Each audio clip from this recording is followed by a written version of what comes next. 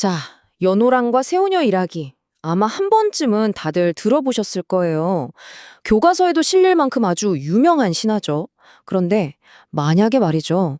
이 이야기가 그냥 옛날 전설이 아니라 고대 신라의 운명을 비흔든 어떤 기술 유출 사건에 대한 비밀 기록이라면 어떨까요?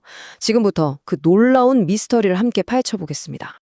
어느 날 갑자기 신라의 한 해에서 해와 달이 모두 사라져 버렸습니다. 정말 상상만 해도 아찔한데요. 온 세상이 칠흑 같은 어둠에 잠긴 거죠. 과연 신화는 이 기이한 현상을 어떻게 설명하고 있을까요? 그리고 그 이야기 뒤에는 또 어떤 진짜 역사가 숨어 있을까요? 바로 이 질문에서 우리의 추리가 시작됩니다. 자, 이 미스터리를 풀 열쇠는요, 바로 우리가 잘 아는 그 전설 속에 고스란히 숨어 있습니다. 우선 이야기 속으로 한번 들어가 볼까요? 이야기는 이렇게 시작돼요. 동해 바닷가에 살던 연호랑이라는 사람이 해초를 따고 있었는데 갑자기 거대한 바위 하나가 나타나더니 그를 태우고는 일본으로 휙 가버렸다는 겁니다. 아니, 바위가 사람을 태우고 바다를 건넌다니 정말 황당하죠? 남편이 돌아오지 않으니까 얼마나 걱정이 됐겠어요. 아내인 세우녀가 남편을 찾아 바닷가로 나갔는데 거기엔 남편의 신발만 덩그러니 놓여 있었던 거죠. 바로 그 순간 남편을 태워갔던 그 바위가 또다시 나타나서 이번엔 세우녀마저 일본으로 데려가 버립니다. 그런데 문제는 이 부부가 신라를 떠나자마자 정말 큰 일이 벌어진다는 겁니다. 신라의 해와 달이 동시에 빛을 잃고 온 나라가 암흑에 잠겨버린 거예요.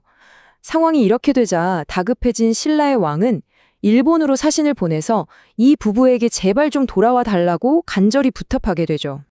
하지만 이 부부의 대답은 좀 뜻밖이었어요. 돌아갈 수는 없다는 겁니다. 대신 아내인 세우녀가 자기가 직접 짠 고운 비단 한 피를 주면서 이걸 가져가서 제사를 지내면 빛이 다시 돌아올 거라는 좀 알쏭달쏭한 해결책을 제시하죠. 자, 여기까지가 우리가 아는 신화 이야기입니다. 그런데요, 여기서부터가 진짜 재밌어집니다. 이제부턴 우리가 탐정이 되어서 이 이야기 속에 숨겨진 역사적 코드를 한번 찾아보는 거예요. 완전히 다른 시각으로 한번 들여다보죠. 자, 여기서부터가 진짜 질문입니다, 여러분. 한번 생각해 보세요. 이 이야기가 과연 그냥 하늘에 떠 있는 해와 달에 대한 이야기일까요? 혹시 해와 달이라는 게 당시 신라에게 그 무엇보다도 중요했던 어떤 것을 상징하는 엄청난 비유는 아니었을까요? 바로 이 지점에서 아주 흥미로운 해석이 등장합니다. 왼쪽은 그냥 신화 그대로 보는 거죠. 연호랑과 세오녀는 해와 달의 전개 그 자체다.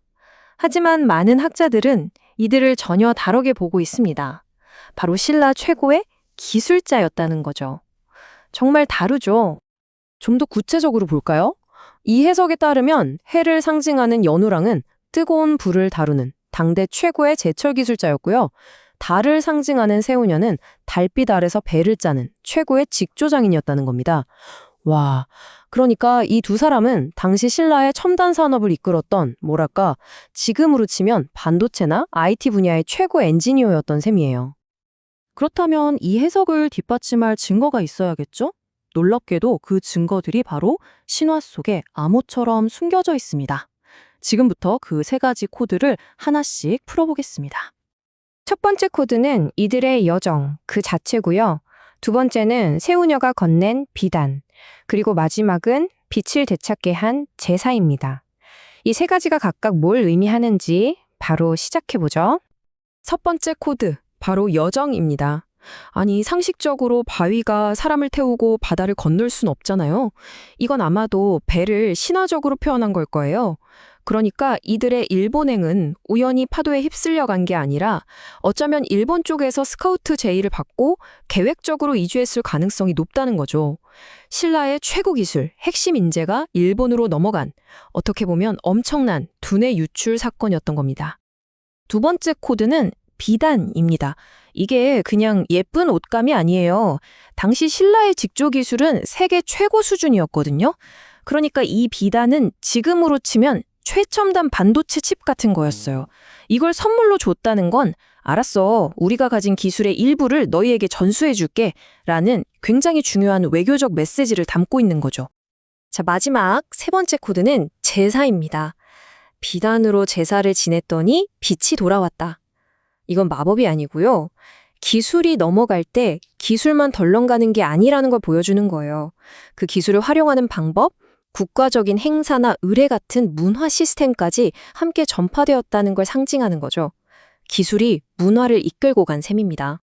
자, 그럼 이제 흩어져 있던 퍼즐 조각들이 거의 다 맞춰졌네요. 이 모든 걸 종합해보면 이 신화가 우리에게 진짜로 말하고 싶었던 건 과연 무엇이었을까요?